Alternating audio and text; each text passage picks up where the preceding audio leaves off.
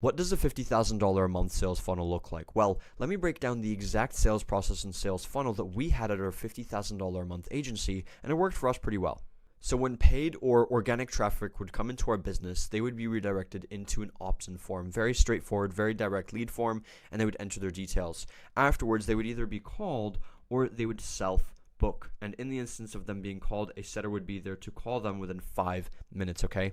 And then from there, they would book in a call, and that would be a discovery call, okay?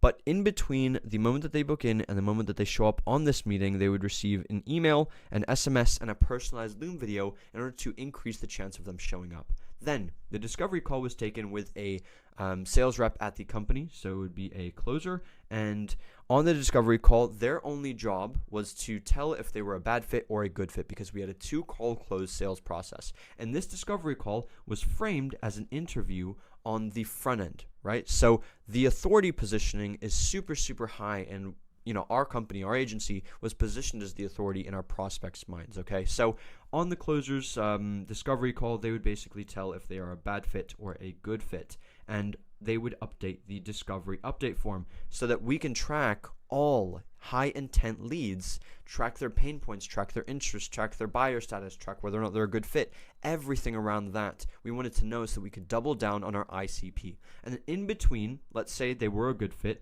they would schedule another conversion call with someone from leadership, right, to increase the authority even throughout the sales process with a higher perceived likelihood of status around someone else in the company. And in that instance, we would also send another email, SMS, and Loom.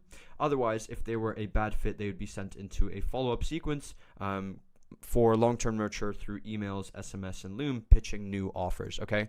Now, on this conversion call, this is where leadership or founder or maybe a higher closer within the company or sales manager would take the conversion call, and sometimes you would even be myself on these calls, simply because we were willing to do the unscalable things to scale 10 times faster, okay? And this 2-call close sales process was already proven. So all we needed to do was, we knew that authority throughout the sales process, shifting from just a sales rep to leadership, was something that was going to absolutely 2x our conversions, 3x our conversions, simply because it's now another person with a high level of status within the company hopping on the call, okay? So on this conversion call, either a closer, sales manager, or a partner within the business, myself obviously, being one of them, we would either on the conversion call take a PIF or a payment plan, right?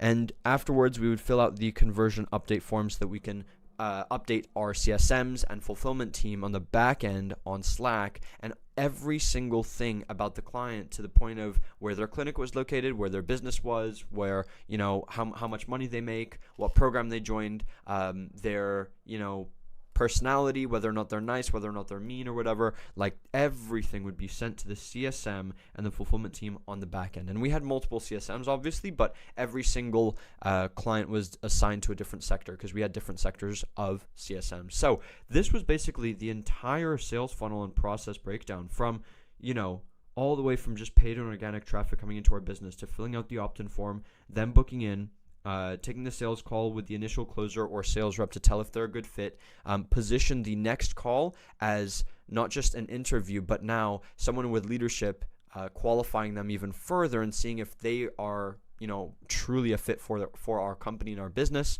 And from there, they'd either pay in full, payment plan, or not close, obviously, but that didn't happen majority of the time since we had a 2-call close process. And anyone that joined these conversion calls, they would close 90% of the time. And from there, a CSM and the fulfillment team on Slack would be informed on the back end so that we could fill them in on what type of clients are coming in. And this discovery update form was also super important because this filled in the leadership team right here, this form.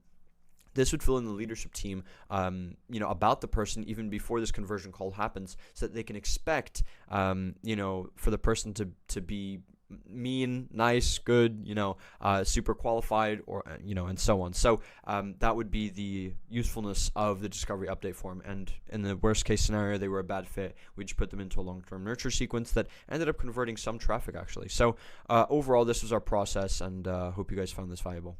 Thanks.